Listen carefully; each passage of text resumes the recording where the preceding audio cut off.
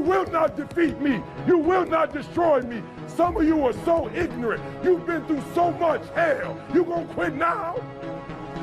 You should have quit 10 years ago when you got raped. You should have quit 10 years ago when he walked out on you. You should have been quit. You don't quit now. It's the 10th round. You got 2 more to go. And when you get to success, it's not about skill. When you get to a certain level of success, it's about stamina. It's about stamina. It's about you won't break me. You can't take me.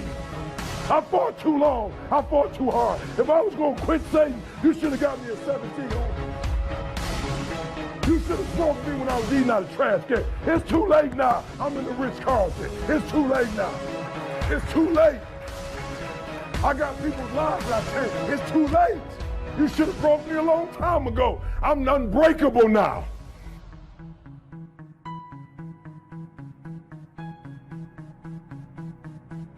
It's an urge. It's an urge.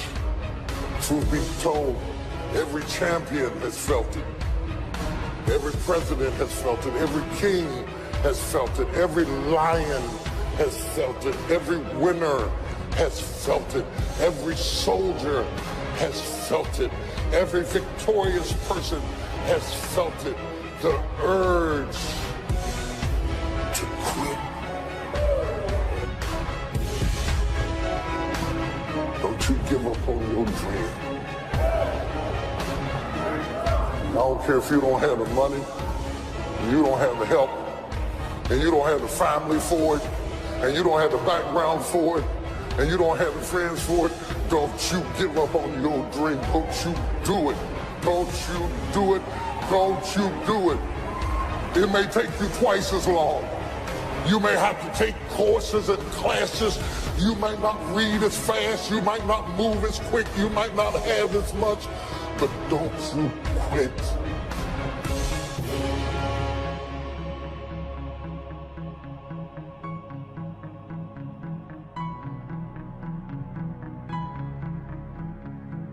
It's possible. I'm blessed and highly favored. I've got a lot going for me. I got some good stuff in me. And it's possible that I can bring my greatness out here in the universe. That I can do what I want to do. It's possible I can write my own book. I can have my own business. I can take the trip and travel around the world. It's possible. I can bounce back from adversity and reinvent my life. It's possible. Regardless of where I am, the things can get better for me. It's possible.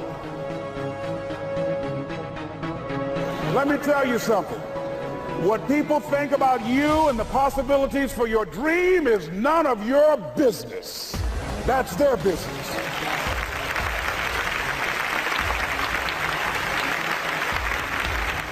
They have no imagination, ladies and gentlemen. They're living out of the past, out of their memory. Their attitude is it can't be done because they haven't seen it. They're judging according to appearances. The people that are going to make it in the future, the people that are making it today, let me share something with you. History is being read, but it's also being written by people with imagination. It's necessary you take responsibility for it, that you make it happen, that you don't give up, that you don't take any objection or disappointment or defeats personally, that you keep on keeping on, that you don't decide that I can't make it because you can't see the light at the end of the tunnel, that you realize that's a part of the program. And here's something you've got to resolve. Say this to yourself every day.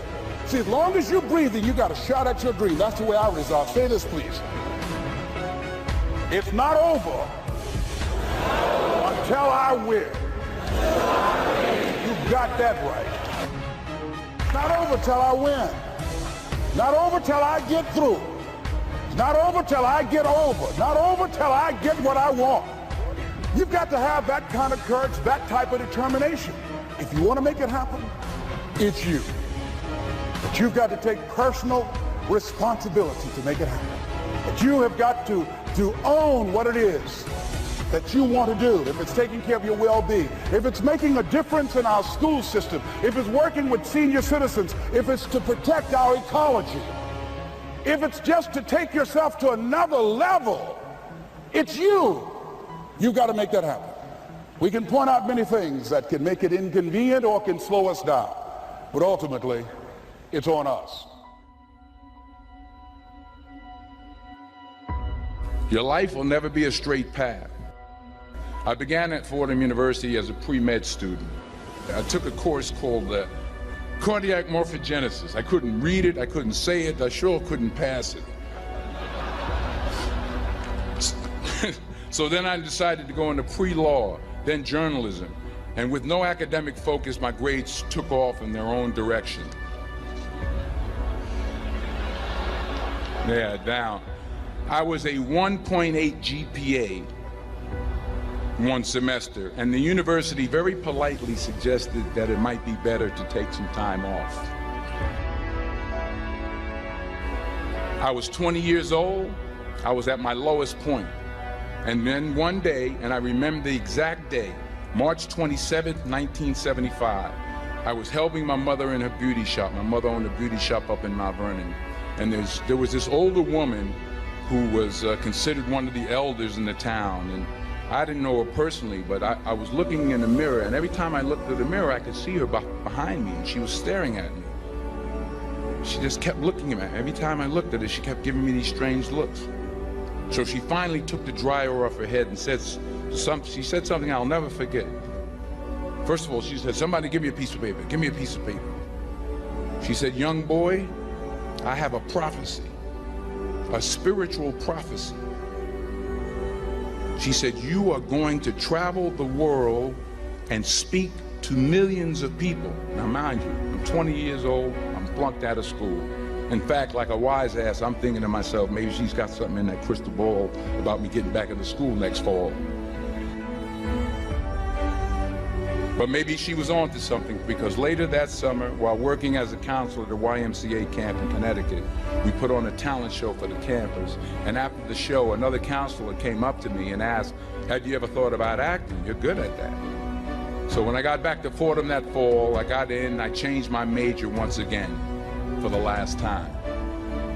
And in the years that followed, just as that woman prophesied, I have traveled the world and I have spoken to millions of people through my movies.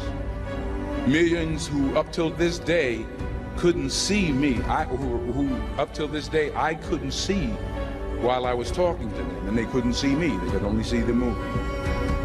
They couldn't see the real me. But I see you today, and I'm encouraged by what I see. And I'm strengthened by what I see. And I love what I see. Many years ago, I did this movie called Philadelphia. It's about a man played by Tom Hanks who's fired from his law firm because he has AIDS. He wants to sue the firm, but no one's willing to represent him until a homophobic ambulance chaser lawyer, played by yours truly, takes on the case. In a way, if you watch the movie, you'll see everything I'm talking about today. You'll see what I mean about taking risks or being willing to fail. Because taking risk is not just about going for a job. It's also about knowing what you know and what you don't know. It's about being open to people and to ideas. And I can't think of a better message as we send you off today. To not only take risks, but to be open to life, to accept new views, and to be open to new opinions. To be willing to speak at a commencement at one of the best universities in the country, even though you're scared stiff. While it may be frightening, it will also be rewarding. Because the chances you take, the people you meet, the people you love, the faith that you have, that's what's going to define you. Never be discouraged. Never hold back. Give everything you got. And when you fall throughout life, remember this: fall forward.